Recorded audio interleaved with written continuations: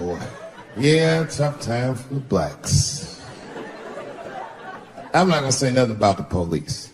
I'll leave that for Chris Rock.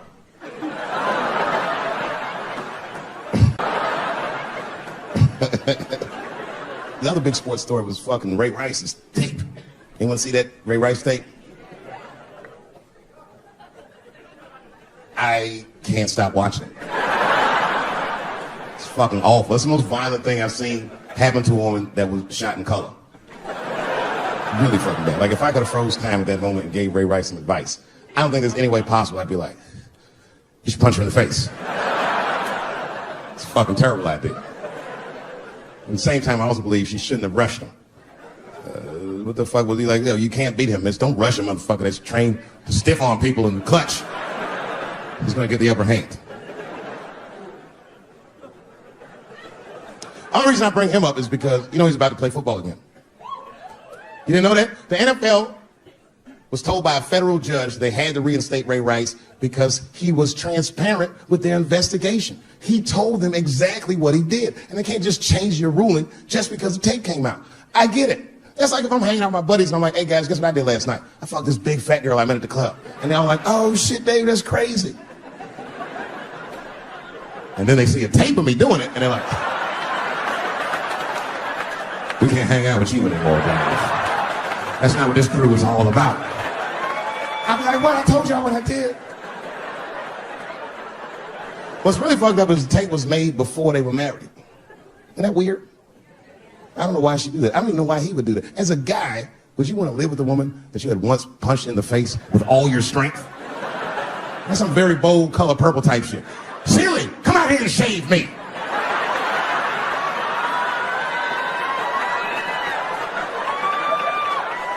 You know your fucking mind?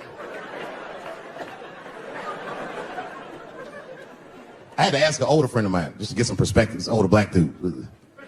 Actually, the fairest person I've ever met. And I asked him, I just said, hey man, I said, did you see that Ray Rice video? And instantly he was like, David, that shit was disgusting. And then a moment later he goes, I wonder what she said to him. I don't think that matters. I think the idea is you're not supposed to punch her in the face. My wife says terrible shit to me. My wife once called me a pussy in front of dinner guests.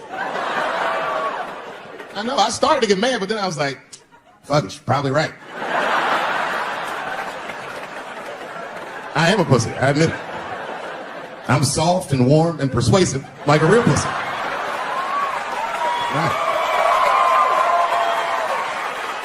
And then I told her, I said, and if you don't take care of me properly, I might stink like your pussy. Oh, we fight dirty at the Chappelle household. It's not a big deal.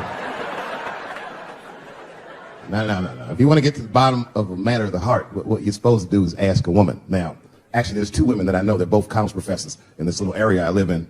And I meet them twice a week at Starbucks for coffee. Talk about important shit. And I asked the girls who was in the coffee clutch, I said, yo, why y'all think that this woman stayed with Ray Rice after he punched her in the face with all his strength? And one of my girlfriends said, David, you need to wake the fuck up. She's staying for the money. Well, now, wait a minute, because my other girlfriend was like, I disagree. I think that she actually loves him. And I said, wait a minute, ladies, you know what? I think that you're both right. And what I was doing when I said that was preserving the possibility of a threesome with these bitches.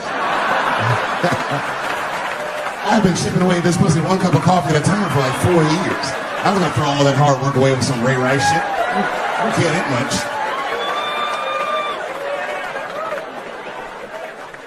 I'm just being real. It's fucked up, man. It's a tough time for the blacks. I love you too. And then here comes the banana peel. I'm waiting on it in a second. You know that's how it starts. I saw in the paper today that the guy that threw the banana at me got arrested again because he threw a banana at another motherfucker in the bar in Santa Fe. Look it up online after the show. He actually did that. And that guy was black too. I'm just saying. And you know what the guy said he did it at night? He said, I did it because Dave Chappelle is racist. So, nigga, that's not the best way to handle that if I am racist. What if Martin Luther King just went around throwing tuna casserole on white people? Would that work? Huh? I seen your girl bubbling. She was drunk as hell, buddy. Listen, sir, I don't know what she's saying, but just take my advice. Get some water in her, or you're gonna have some dry pussy when you get home.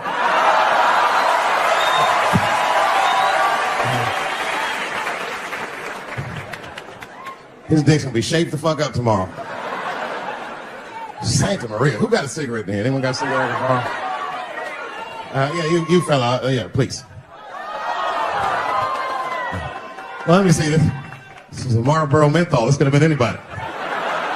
If it was a Newport, I'd be like a black dude threw that up. But a Marlboro menthol, that's one of them riddles.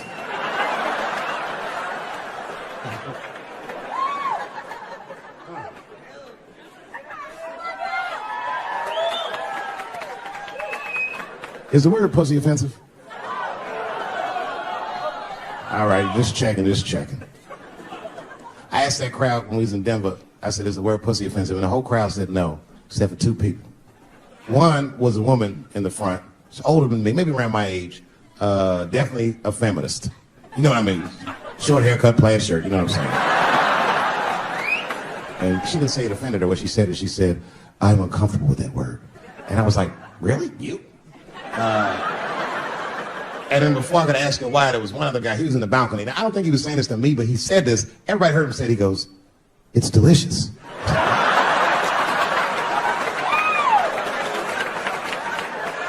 I don't think I've ever heard pussy called delicious before in my life.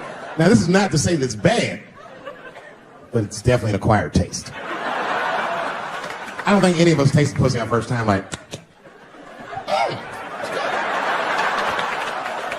it needs something. You know, it's illegal for a gynecologist to say the word pussy.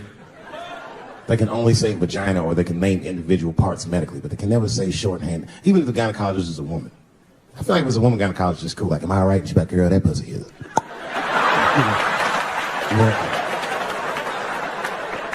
I don't think men should be allowed to be gynecologists. That shit is a conflict of interest. Even when my wife was pregnant, we used to go to the gynecologist. And he'd put her legs up in that stirrup like this. He'd be like, all right, Mr. Chappelle, just try to relax. I push, back up, motherfucker, I got this. Just tell me what to look for.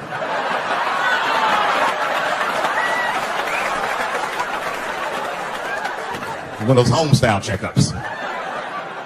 There's too many ethical questions when men do that. Like, can a gynecologist lose their license for smelling their fingers during an exam? Is that illegal?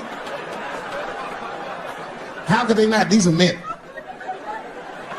It's like if you have a good barbecue, you don't even think about it. You just...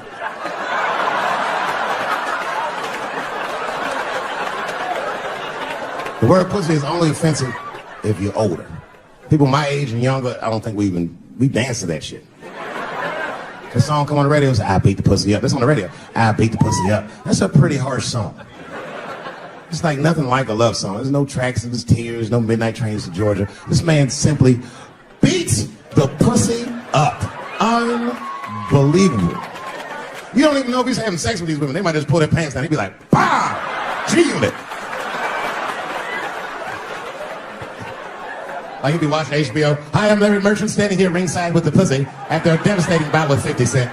Pussy, come over here and let me talk to you for a second. My God, you look terrible. Your lips seem to be swollen. You're bleeding a little bit. Tell me, pussy, what happened inside of that ring with 50? I don't know, Larry. I felt really good in the first round. I was ready to fight. It's warm and moist, and I don't know, just hit it from angles I wasn't expecting. Front, left, backside surprised me the most. Well, pussy, let's take a look at round 4. This is where it all went wrong for you. Here you come out of your corner, pussy. You're fighting really good. It looks like you got 50 with the right and the left, but then 50 slips your jab, and there, right there. You see that? He punches you right on that little bean thing you have on top of your head. I don't know what that is. But there's 50 just pounding away at that bean over and over. And that pussy, tell me, what goes through a fighter's mind when their bean gets rattled around like that? I don't think I was thinking anything, Larry. You know, I'm a real good defensive fighter. It's real hard to get to me. I've never been punched directly on my bean before. As a matter of fact, most fighters don't even know that bean exists. I guess he just hit me, then I lost control of my legs. I don't know what else to tell you. I like when Lil Wayne talks about pussy. Lil Wayne used to have that song. He say, I got a bitch that plays movies in my jacuzzi. And then it goes like this. Pussy juicy. That shit always makes me laugh. Because no guy says that. You know? Only Lil Wayne says some shit like that. If you was fucking a girl, she's like, is this pussy good? Like, it's juicy. It's good. The pussy was juicy. That's why I'm not Lil Wayne, because if I was in a hot tub with a girl and I could tell that the pussy was juicy while I was in the hot tub, I'd probably get out of the tub. I'm a germaphobe. I just picture Lil Wayne like, what is this strange oil floating in my hot tub water? It's pussy juice. That shit was so funny to me, I must have wrote like no less than 40 jokes with the punchline pussy juice. And all of them worked to some degree 100% of the time. I'll do one more just so you believe me, okay? All right, and this next piece, it's a special episode of CSI. For some reason, Lil Wayne is guest starring as the lead detective, okay? That's the setup. Are you ready? Here it goes.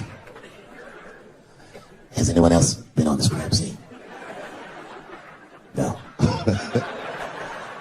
It's very strange. This place is virtually undisturbed. No forced entry. No sign of a struggle. Shine your flashlight right here. I just slipped on something. What is this? What is this? It glistens in the light. Smooth to the touch.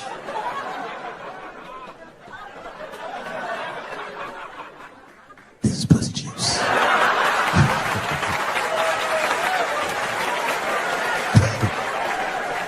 She must have been sitting Indian style.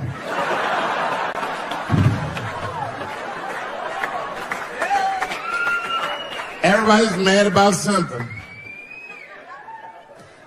Recently, I got attacked online by some gay bloggers, and it hurt my feelings. I have no problem with gay people, but I fucking hate bloggers.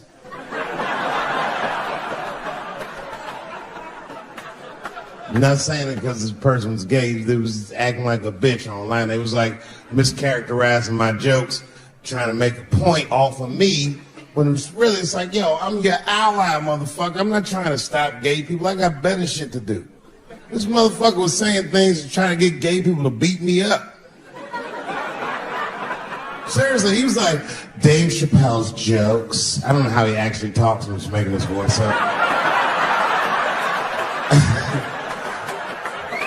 Dave Chappelle's jokes were an affront to the manhood of all gay men. What the fuck does that mean? I didn't say anything that would allude to gay men not being men. I know you men. In fact, what could be manlier than fucking another guy in the ass? It's the most gangster shit I've ever heard of in my life. I told you I'm not cut out for that. I'm a pussy. You know what I said? That's all I said. First of all, I'll tell you right now what I said. And I will tell you that this was not a joke. It's a true story. And I just happened to tell it. All right, what happened was I went to a gallery party. All right? I don't know who in here has ever been rich before, but these are very nice parties. You know, wine and cheese and baller conversation. And there was a few eccentric types, one of which was a very wealthy man that happened to be wearing a dress. I don't know what you call him now. He was a tranny or a drag queen, perhaps. Whatever it was definitely a man. And this man was definitely on drugs. I don't know what kind of drugs he's on, but I knew he had too much. He didn't look good. It's like this. He's like, he looked sick. And all his friends were standing around him, concerned, trying to revive him. I don't know what it is. It looked like some kind of gay CPR, just fanning and shit.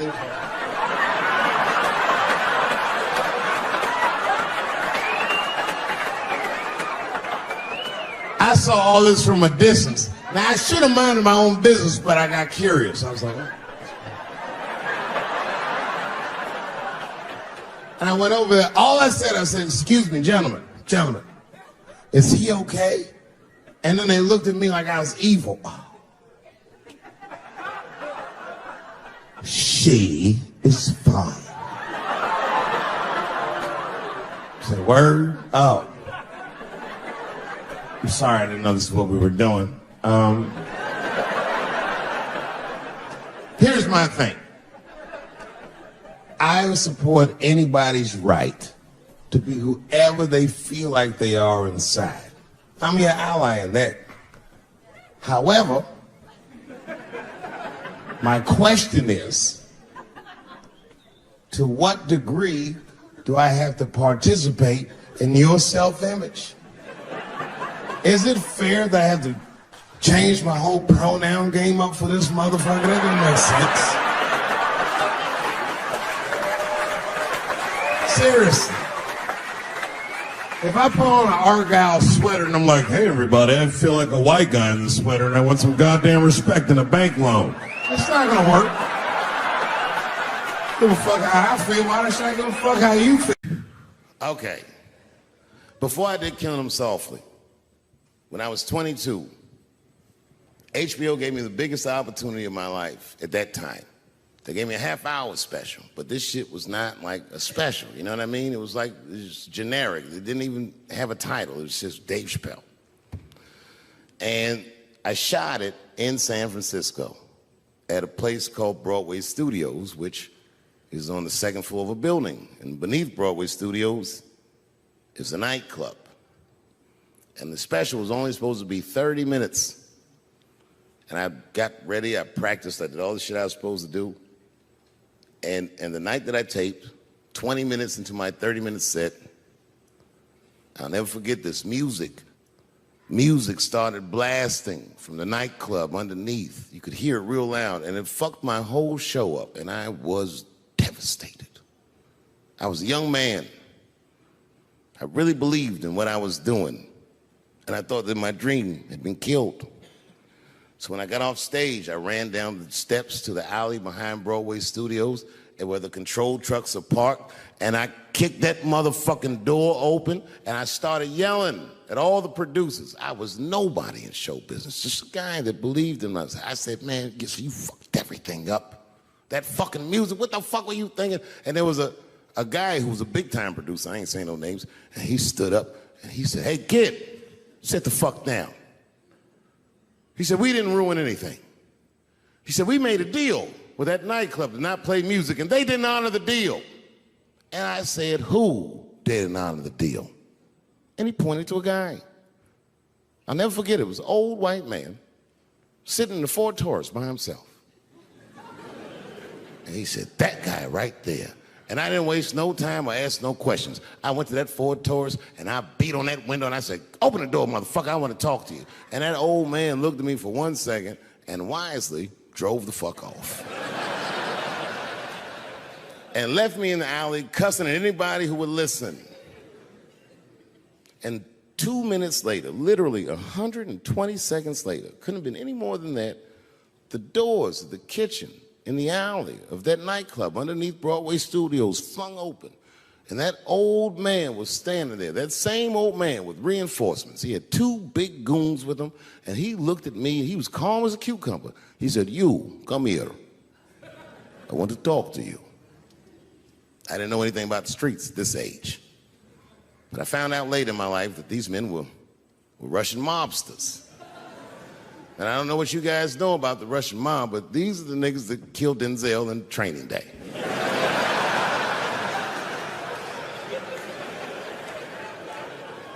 And all the producers knew what I was up against. They said, Dave, do not go in there. And I said, fuck y'all. And I walked right into that kitchen, and they closed the doors behind me, and it got dark as fuck in there. And I knew, I'm not dumb, I knew I was in a bad situation.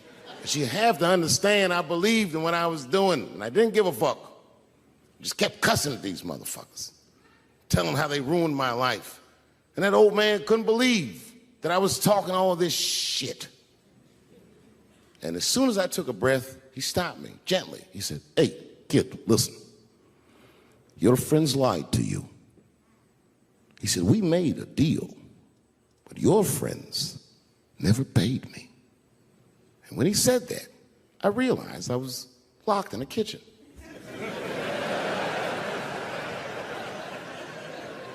I realized he was telling the truth, which would make me wrong.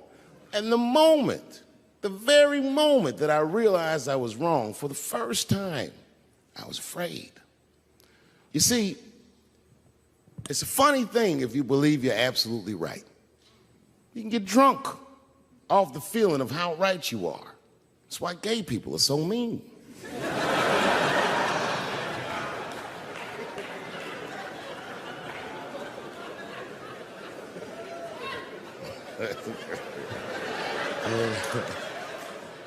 But I didn't buckle.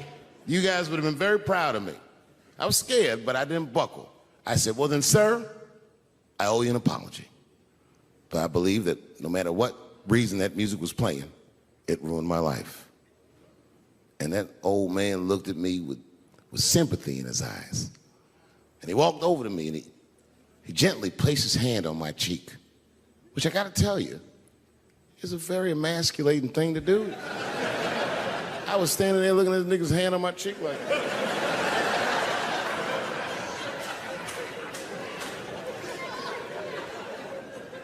And he said, you are a real man. And he tapped me on my cheek. Real soft. Just like that. The doors opened back up. The light from the alley flooded into the kitchen. And I just walked out alive. I lived to fight another day. And in that moment, I learned one of the most valuable lessons of my life, and I have to share it with you. And that lesson is this. In your life, in any given moment, the strongest dream in that moment wins that moment. I am a very powerful dreamer. Yeah, I'm not lying.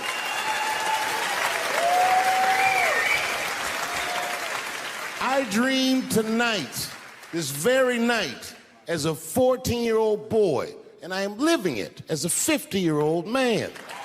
My dreams are very strong.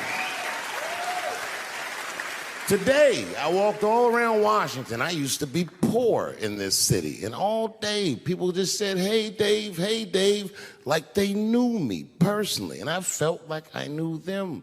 And I say to myself, my God, Dave, what a powerful dream. But then sometimes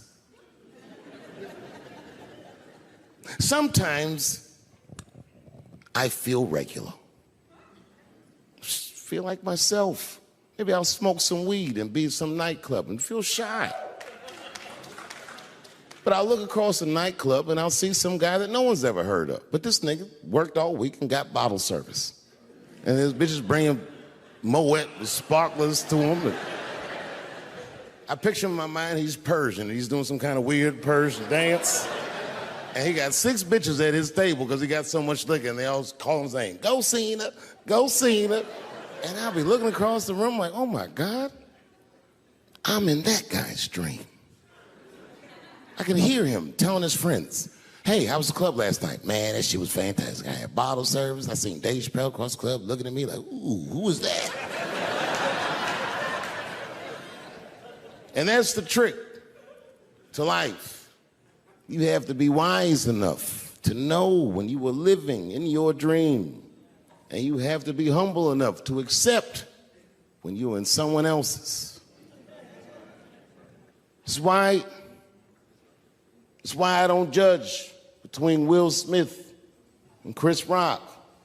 Because you guys look at them as big ideas, but I look at them as fellow dreamers. I can't judge between them because I see myself in both of them. I am Will Smith. I am the man that cannot take it anymore and will slap the shit out of the next person that says a crossword to me or somebody that I love. And I am Chris Rock. I am the man that can get slapped in front of the whole world and keep my composure so I don't fuck anything up. That is what men do. Men make boundaries. Men enforce boundaries, and men test boundaries. And no man tests more boundaries than a trans man.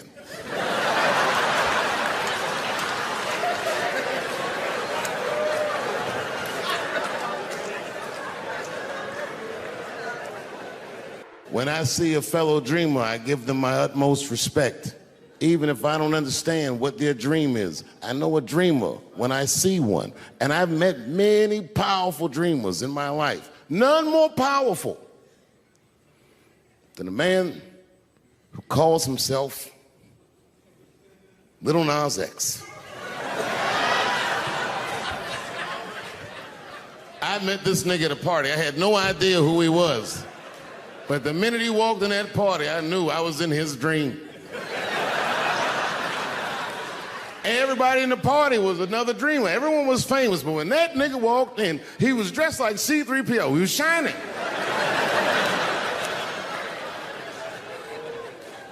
And everyone was like, oh my God, there he is. That's Lil Nas X. I didn't know who he was. And for some reason, out of all them dreamers, he walked right up to me. And he said, I tried to get you in my video. I didn't know what the fuck he was talking about. I said, what? I said, what? What video? And he just looked at me like, you know what video, and walked away. And I watched him walk away. I said, man, this nigga's having a very powerful dream.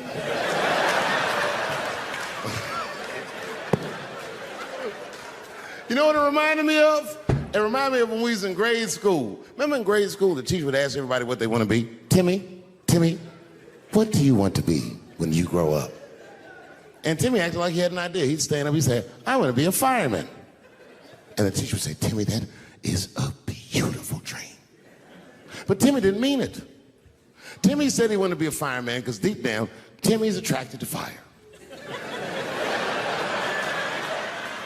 And by the time he's 14 years old, this nigga's a full-blown pyromaniac, playing with kerosene and matches like a goddamn expert. And then one night he goes downtown with his buddies, fucking around with fire, and burns a warehouse down. And he doesn't know it, but there's 13 migrant workers from El Salvador, and they're in that motherfucker. They get trapped, and then they die in the fire. Isn't that a tragedy? Well, it was an accident. He's only 14 years old, but he's black. So they try him as an adult. And Timmy ends up spending the rest of his life in jail. Dream deferred. Burp, burp.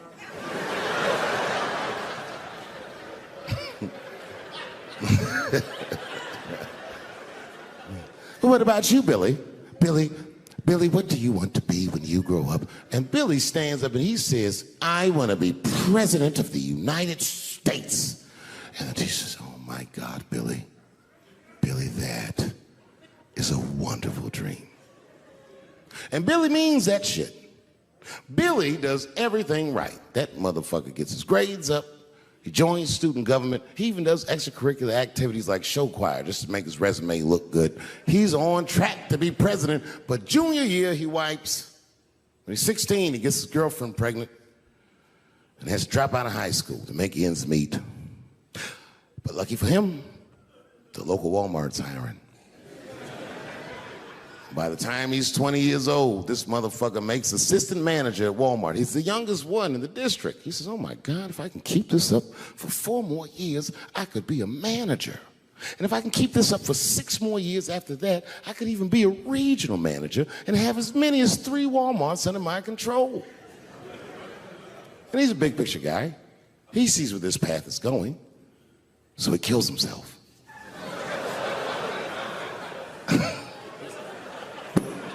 Burp, burp.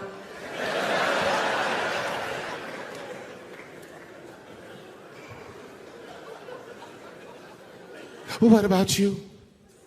What do you want to be when you grow up? I don't want to say, because I don't want the other kids to laugh at me. Who cares if they laugh? Your dream is yours. Own your dream so they can come true. Say it loud and proud. What do you want to be when you grow up? Little Nas X. And that nigga stood up in front of the whole class. I want to be the gayest nigga that ever lived. I want to do a music video and slide down a stripper pole all the way to the depths of hell and suck the devil's dick at 10 o'clock on BET while all the kids are awake and can see me. Shockingly, that was the only dream that worked out.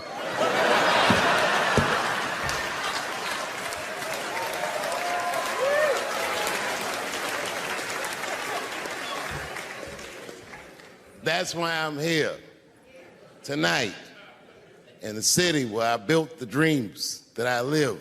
Because I wanted to tell you all that they came true. And I wanted to thank you all for making the man that I am today.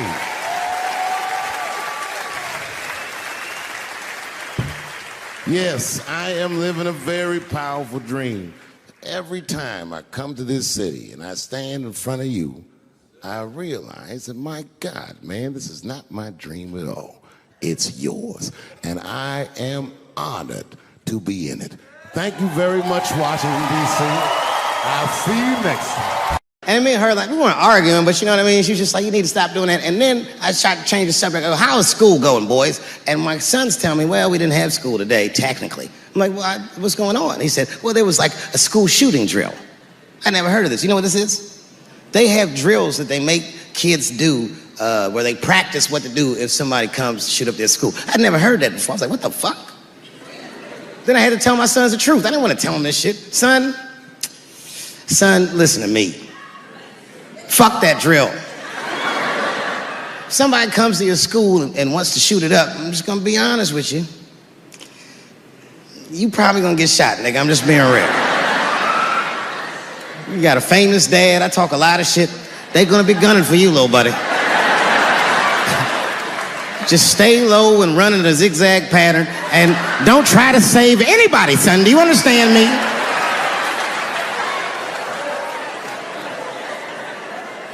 Why would you have kids rehearse for some shit they have no control over? All you're doing is training these kids to worry. It's the stupidest drill I've ever heard of. And while you're in there training them during these drills, well, aren't you training the shooter too? This nigga's in here listening and learning like the other kids. Sit in the back. Where are we supposed to meet?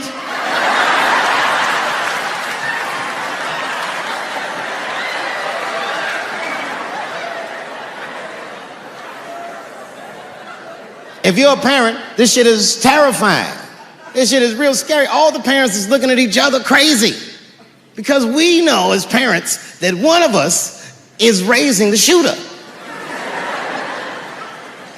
Just don't know which one of us it is. All we know for sure is that if you're a white parent, the chances that it's you is exponentially higher than the rest of us. And shooting up school is a white kid's game. It's fucking crazy. You know, I hated school too. It never occurred to me. Kill everybody in school? It's fucking crazy. Just do what I did, nigga. Try some things. Have you skipped school, nigga? Skip school. Take a walk and meet some other kids. Fuck school, nigga. Try drugs. Have you tried drugs out, nigga? That might...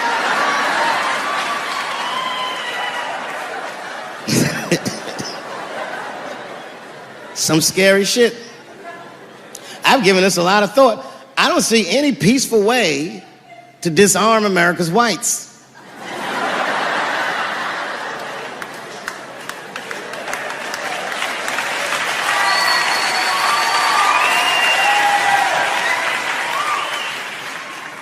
There's only one thing that's going to save this country from itself.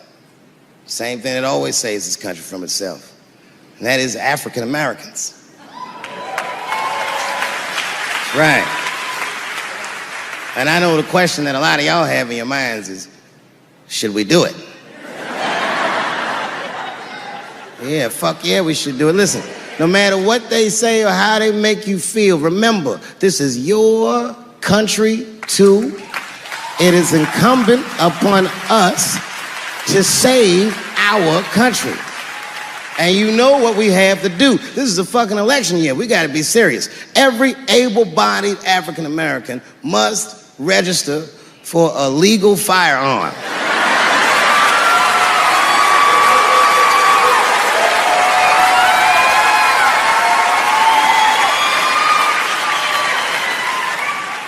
That's the only way they'll change the law.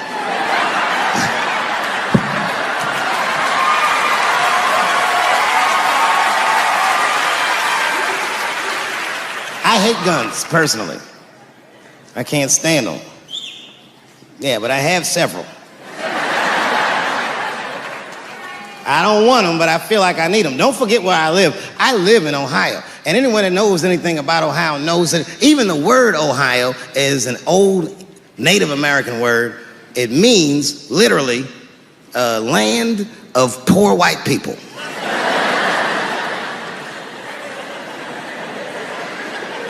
And I don't know what's going on down here, but in my experience, poor white people love, and I mean they fucking love, heroin. They can't seem to get enough of it. I didn't even know what I was looking at first. I was just driving like, why are all these white people so sleepy out here? These things.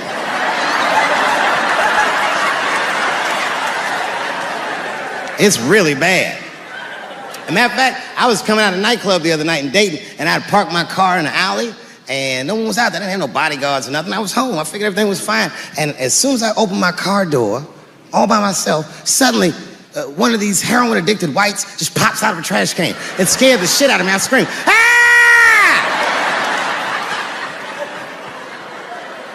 And then I realized it was a woman. She was fucked up. She's like, "Hey, man. Hey, man, relax, okay?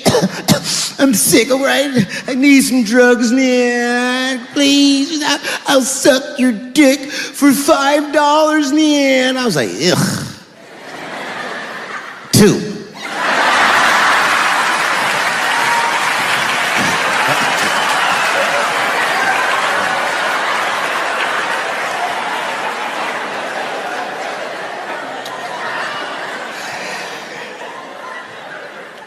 Obviously, I'm joking. This opioid crisis is a crisis. I see it every day. It's as bad as they say. It's ruining lives. It's destroying families. Sadly, you know what it reminds me of, seeing it? It reminds me of us. These white folks look exactly like us during the crack epidemic. You know, it's really crazy to see. And all this shit they talk about on the news about how divided the nation is, I don't believe it. I feel like nowadays we're getting a real good look at each other. It's wild because I even have insight into how the white community must have felt watching the black community go through the scourge of crack. Because I don't care either. Hang in there, whites. Just say no. What's so hard about that?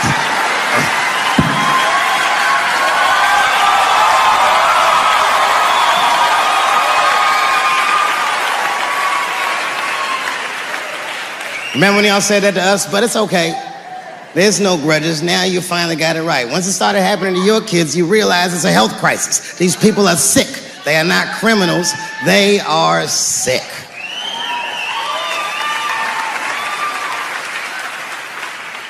Be that as it may, I'm armed to the teeth.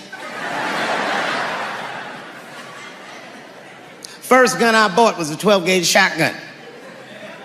I didn't want the gun. Remember, though, I'd moved to a farm, and I was sitting there on the porch, and I see a white dude walking across my property, entitled, like he's supposed to be there. He had a rifle over his shoulder, too. Ain't that a bitch? I said, what the fuck is this guy doing on my property? I was mad as shit, but I was unarmed. So I ended up just waving to this motherfucker like a bitch. I was just like...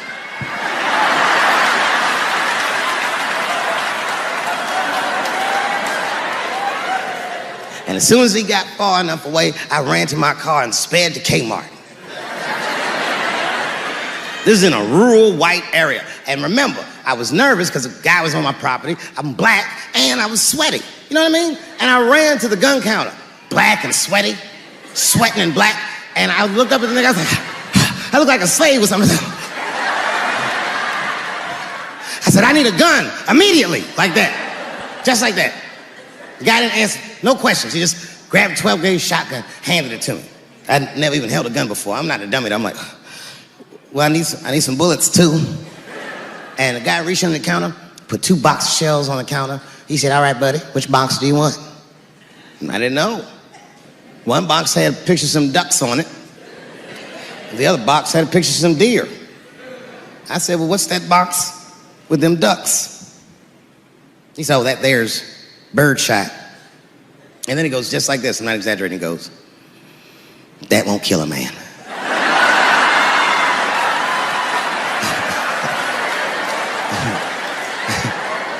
He said, it'll just pepper him up nicely. I said, what the fuck? Pepper? You know what it means to pepper a motherfucker up? It means that when the shell explodes, hot BBs will shoot out of the barrel of the gun, not killing a motherfucker, but penetrating their skin and shallow flesh. Boy, that's gotta hurt. Hot BBs? Ha ha! Remember when Dick Cheney shot a motherfucker in the face and he lived? That was birdshot. I said, well, what's that box with the deer on it? He goes, oh, that there's buckshot. That'll put a hole in the goddamn truck. Thank you very much for being here. But before I start tonight, I just wanted to read a brief statement that I prepared. I denounce anti-Semitism in all its forms. And I stand with my friends in the Jewish community. And that, Kanye, is how you buy yourself some time.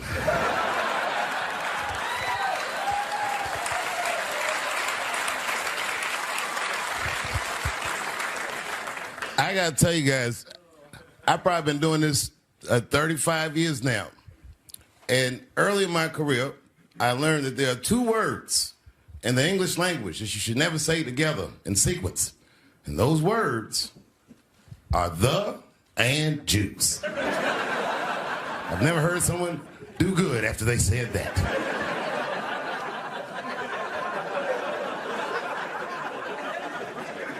Kanye's gotten into some scrapes before. Normally when he's in trouble, I pull up immediately.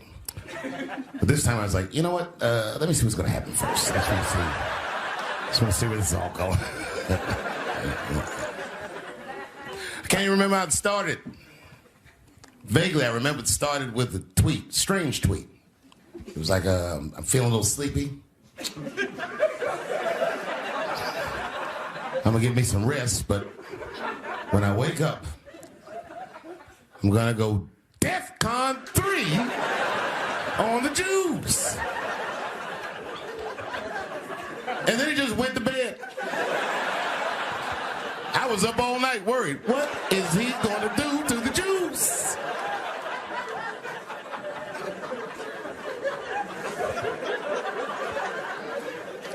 I grew up around Jewish people. I have a lot of Jewish friends. So I'm not freaked out by your culture. I know a little bit about it just from hanging around. I'd be like, yo, let's go out at school tomorrow. They'd be like, we can't go out. It's Shana Na tomorrow. I'd be like, where? What is Shana Na? I had so many questions. Why do some of your people dress like Run DMC?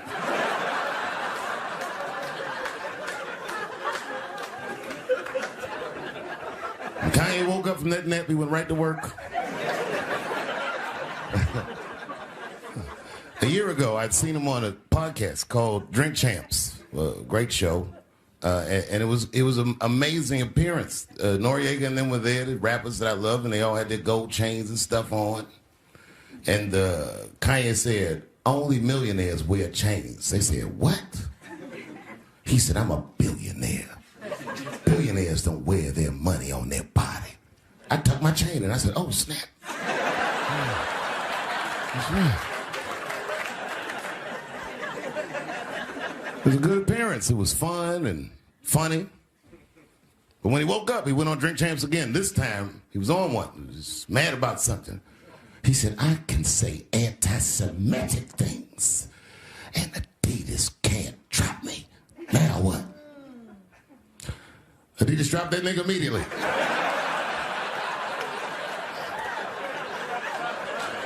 Ironically, Adidas was founded by Nazis. And they were offended. I guess the student had surpassed the teacher.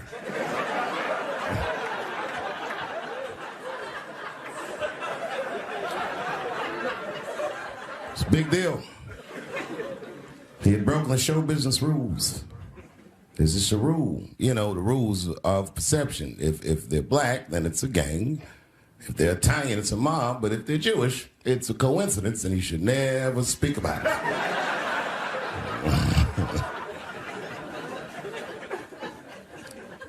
Kanye got in so much trouble, Kyrie got in trouble.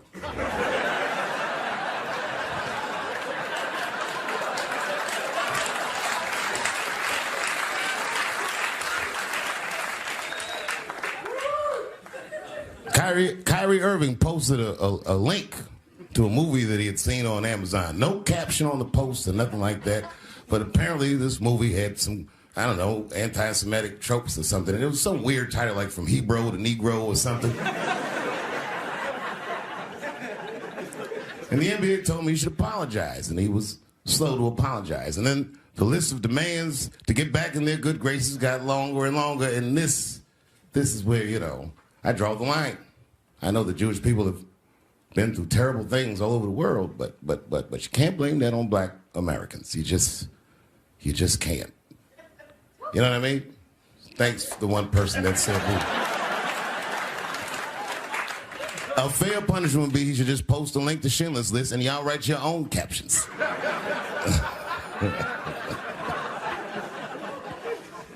Kyrie Irving's black ass was nowhere near the Holocaust. In fact, he's not even certain it existed.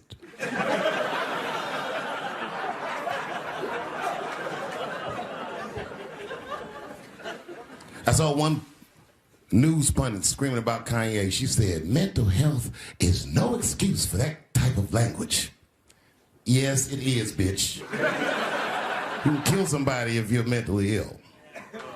Listen, okay, I don't think Kanye is crazy at all. I think he's possibly not well.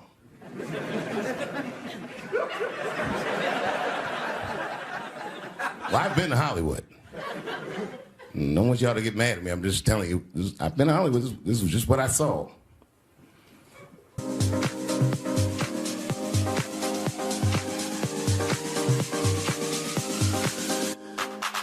Whatever you do, don't fall for me.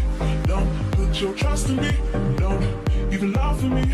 I want you, honey. I don't get you. It's a lot of Jews. Like a lot. But that doesn't mean anything. You know what I mean? There's a lot of black people in Ferguson, Missouri. Doesn't mean we run the place.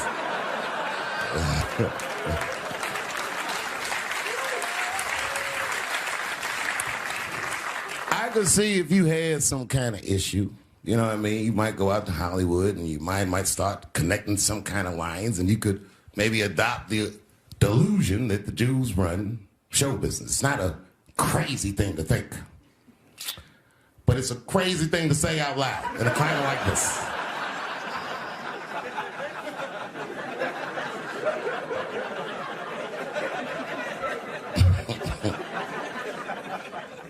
Now the midterms are over in this crazy climate, and I got to tell you, I feel like this midterm, like all of humanity, depends on it. And it's an ominous sign. The most ominous sign of the midterms, I believe, would be Herschel Walker, who I don't want to speak badly of because he's black. But I have to admit, he's observably stupid.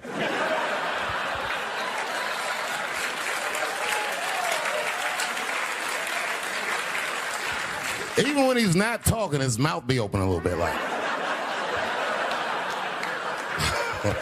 He's the kind of guy that looks like he thinks before he makes a move on tic-tac-toe.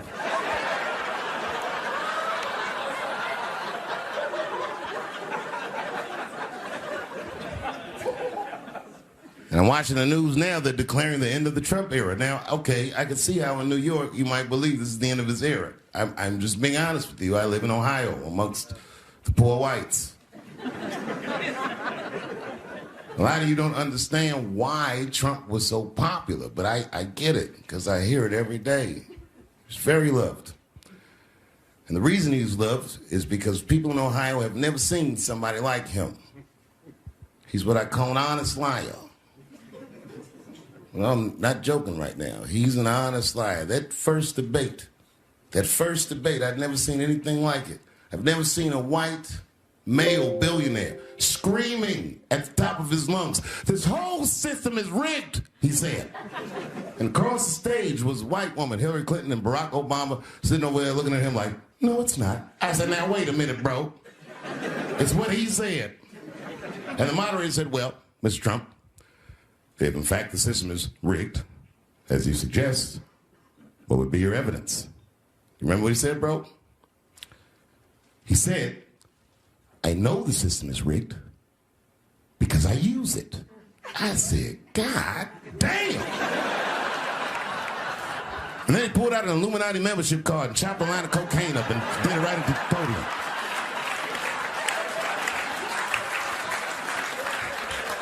No one had ever heard someone say something that true. And then Hillary Clinton tried to punch him in the taxes. She said, this man doesn't pay his taxes. He shot right back. That makes me smart.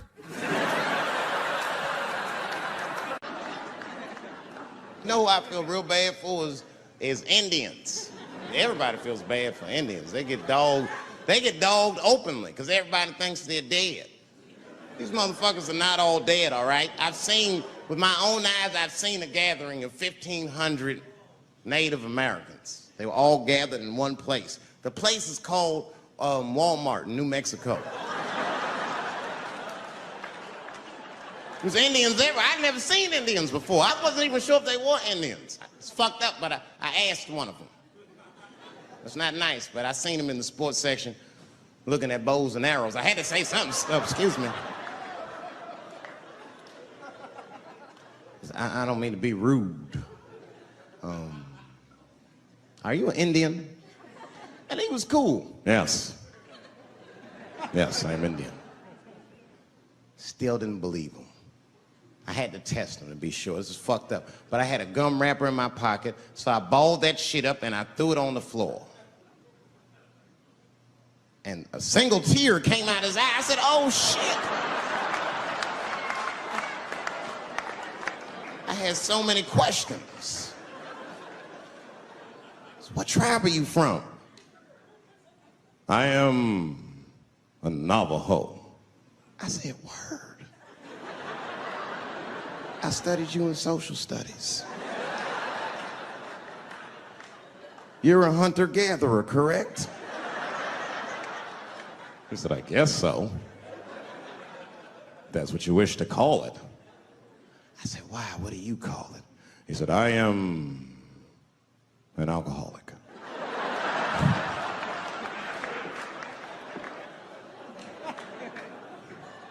I said, well, what's your name, dog? He said, please. Dog is my cousin. That was a good guess.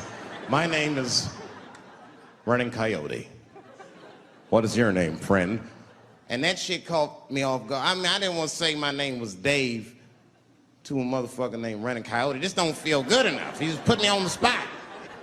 I said, huh? My name, what? Oh, my name's Blackfeet. Then I changed the subject. Forget about me. What's going on with you? I want to meet your chief. Why don't me, you, and your chief and your friends get together tonight? We could have a real live peace pipe smoking ritual. We need to celebrate, nigga. I thought you were dead. And he set it up. It was beautiful. It was just like I dreamed. We was all sitting around. Them Indians was beating the drum.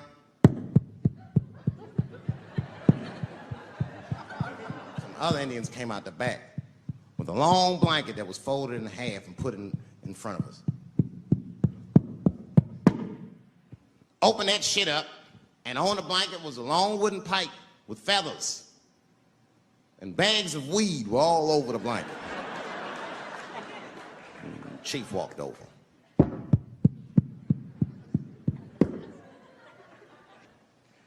The big ones are 50. The little ones are 25. And these are 10.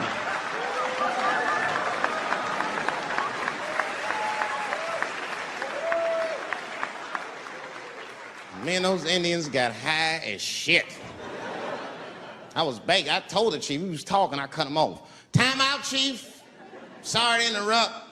Fucking smashed, man. The weed's too strong. I'm itching. This is PCP, nigga. The spirits have got me. Chief, the spirits have got me. And the chief threw some water in my face. Calm down, blackface. Splash. I said, hey, it's Blackfeet, motherfucker. Take it easy.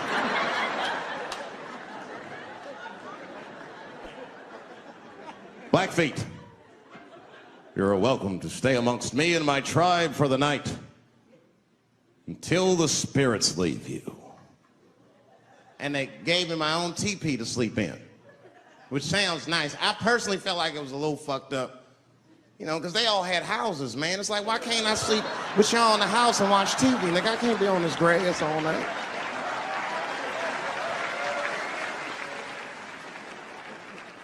Yeah, Indians is rude, man. Everybody's rude. Indians, they eat nasty food. All they ate was corn and shit. Doritos, I think they call it. That's right. People only see the surface.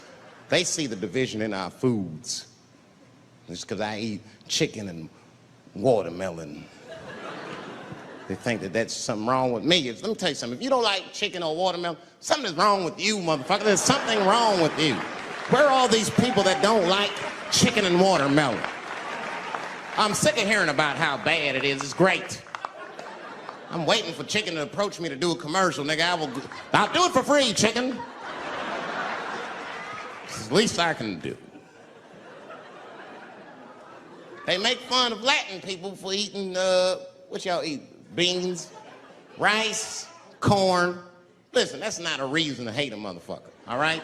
It's funny, but it's not a reason to hate. The only reason these things are even an issue is because nobody knows what white people eat. You've been very good at keeping that shit a secret amongst yourselves. I study white people. You don't know that. I'm writing a paper on you. Not even for school, nigga, just to do it, just to get from doing this independent research. I'm spending my money, that's why I'm working so hard. I follow you around grocery stores. They freak out. I just try to peek in the cart. They always say, get away from my cart, nigga. What are you looking at? Chicken and giblets are over there. You must be lost. These are vegetables.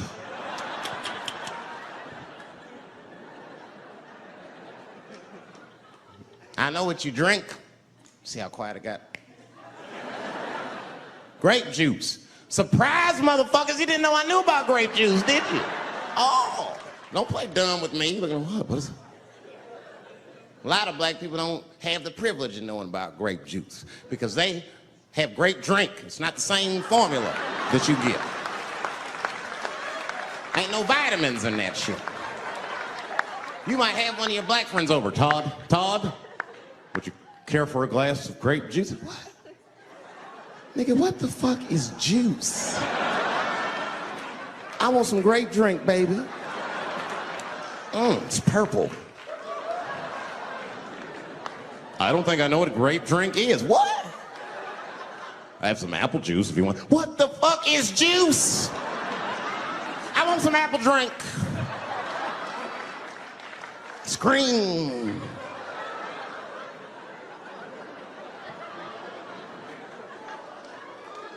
Remember that commercial for Sunny Delight when all the kids run in from outside playing? And they all run to the fridge.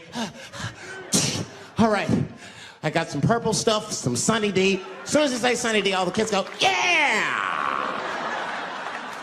Watch the black kid in the back. If you ever see that commercial again, look at that black kid. He'd be like, I want that purple stuff. That's drink, nigga, that is drink. They want drink. I want all them vitamins, nigga, I want drink. Sugar, water, purple. That's the ingredient, sugar, water, and of course, purple.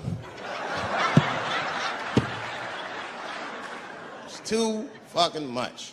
I got a lot of things to talk about tonight. First of all, I've stopped smoking weed. With black people, you didn't let me finish, motherfuckers. God damn. I'm sorry, black people, to break the news so publicly, but I can't smoke with you anymore. Every time I smoke weed with my black friends, all you talk about is your trials and tribulations.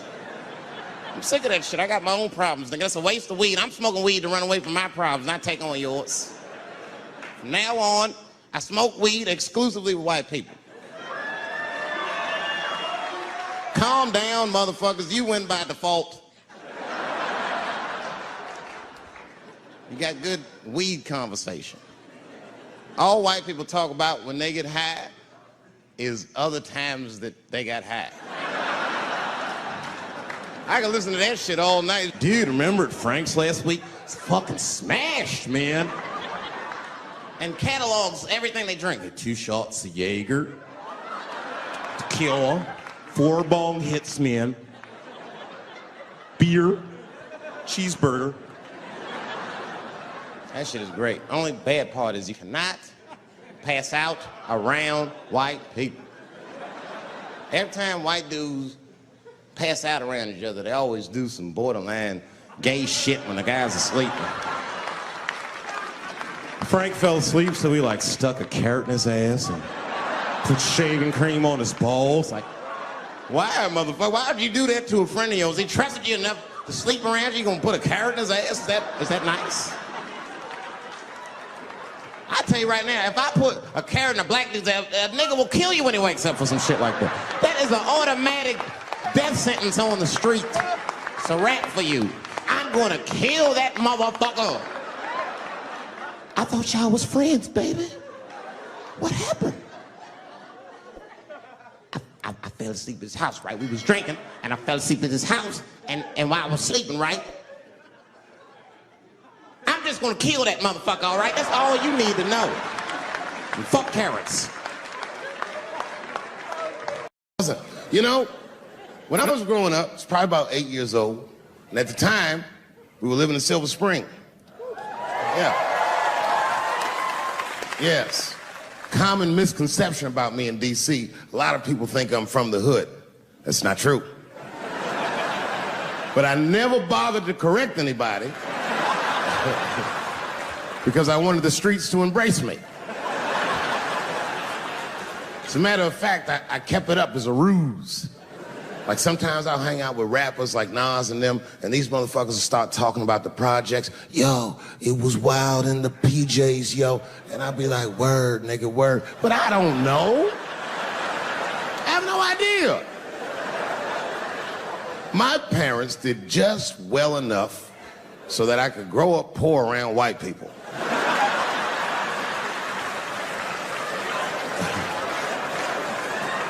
And to be honest, when Nas and them talk about the projects, nigga, I used to get jealous because it sounded fun. Everybody in the projects was poor, and that's fair. But if you were poor in Silver Spring, nigga, it felt like it was only happening to you. I know the pain of that first sleepover at a white friend's house. And you come back home on Sunday and just look at your parents like, y'all need to step your game up. Everything in Timmy's house works. Remember the first time you saw that? In a cold winter, and you be at a white friend's house and see the motherfuckers in their living room without their coats on?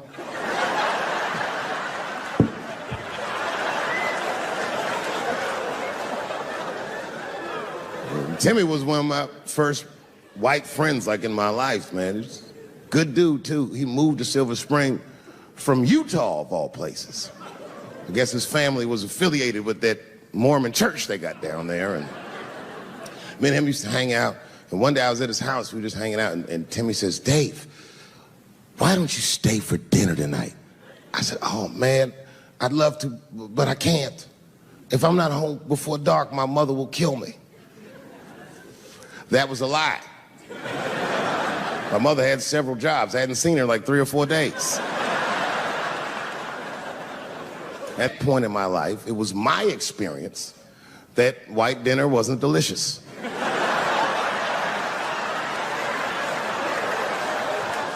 I'd rather go home and fry some bologna or some shit like that.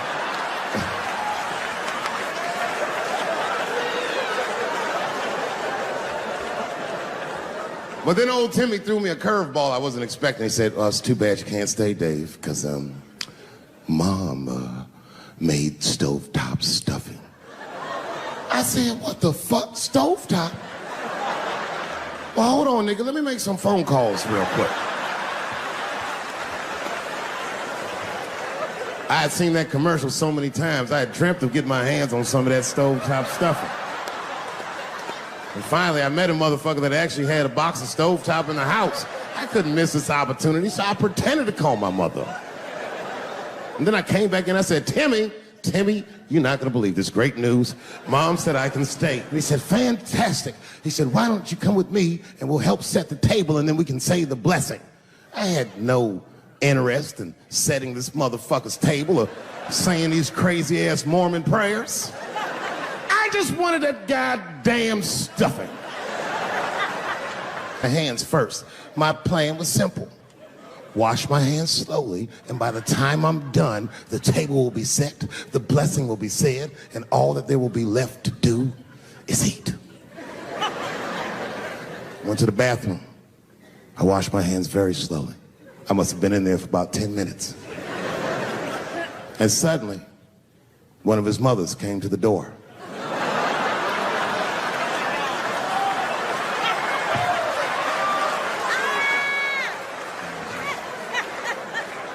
She was like, "Hi, David, right?" I said, "Yes, ma'am." She said, "Timmy tells me that you're planning on staying for dinner." I said, "I hope that's not a problem, ma'am." She says, "No, it's no problem. In fact, we'd love to have you. It's just that we weren't expecting company. And I'm afraid there's not enough stovetop stuffing for everybody." So I kicked her in the pussy. Bam! Ladies and gentlemen, I told you I'm dope, nigga. I told you what I was gonna say and you still didn't see it coming. And that's why I make the big bucks.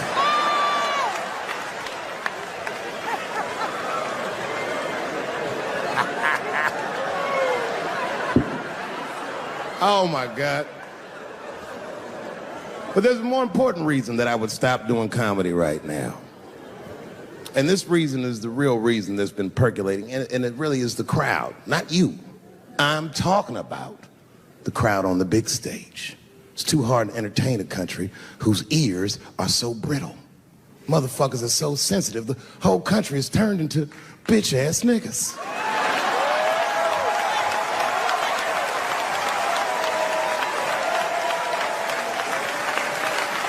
Everything you say upsets somebody. You know, I can remember when it all started. It was when I was doing Chappelle show. When I was doing Chappelle show, I used to do the show, and then on the weekends I do like concerts and shit like that. So I'm doing a concert, and there was a couple in the front row, beautiful couple. The wife was obviously Asian. You could see it in her face.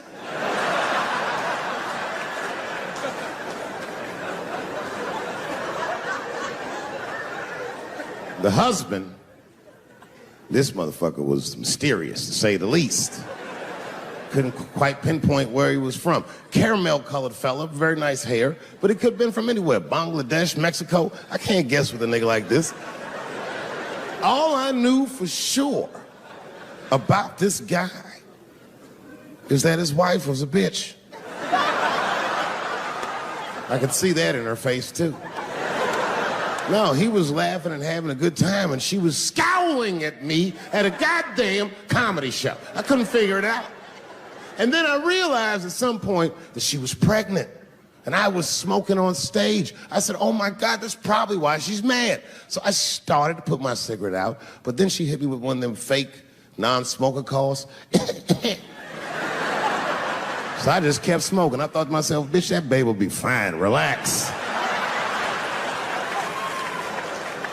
And I tried to break the tension. I just asked her. That's all I said. I go, "Hey, where are you guys from anyway?"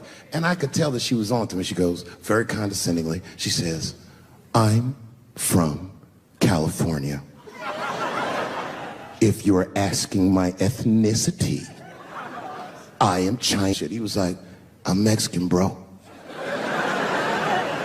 I said, "Well, I'm sorry if I offended you by asking, but you're a very beautiful couple. And miss, there's no question that you're going to give birth to the hardest working baby this world has ever seen."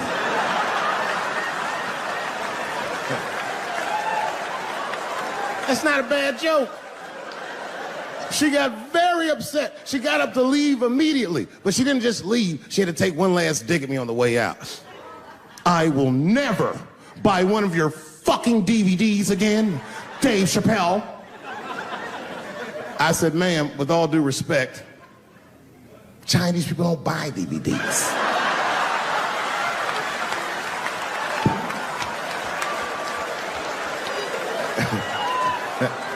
And the crowd went crazy. We were all laughing, having a good time. I didn't even think anything of it.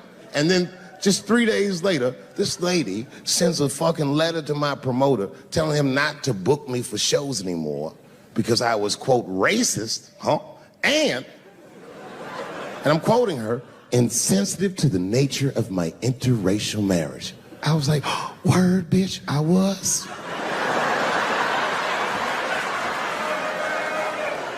If she would know that I myself am in an interracial marriage.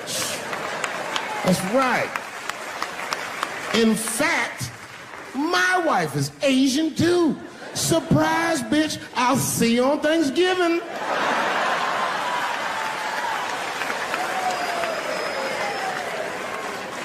But my wife's not Chinese. She's Filipino. That's right. And our kids are Puerto Rican somehow, so there you go. I don't give a fuck about interracial marriage. In fact, you know what? My mother is half white. A lot of people don't know that.